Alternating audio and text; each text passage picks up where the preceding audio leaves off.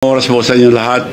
Gusto ko lang po magpaliwanag sa nangyari kanina na nahuli sa bus lane. Yun po, I'm very sorry.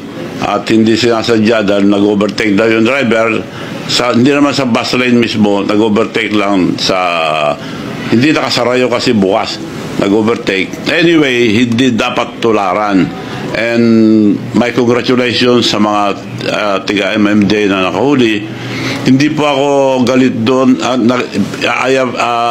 Bigyan ko sila ng reward. Baka kala lagay, hindi.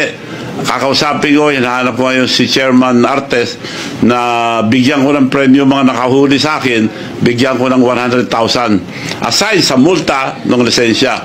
So sorry po sa nangyari. Hindi po namin sinasadya, hindi dapat tularan. At saka isa pa, yung plaka, walang plaka yun, bagong gawa. Gawa kasi kami ng, ang tawag namin doon, BMW ang gumagawa, Baluarte Motor Works, ng bulletproof cars na bagong-bago, kaya wala pang plaka.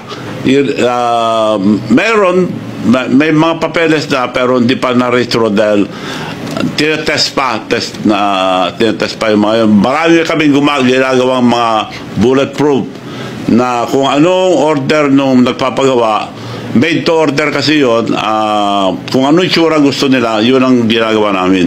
So wala pang plate number yun, pero meron, nakarehistro yun, marerehistro yun. Yun lang po, inuulit ko, I'm sorry what happened, hindi dapat gayahin. At ako, aside sa multa sa lisensya, gusto ko magbigay ng premyo sa mga nakahuli through Chairman Artes.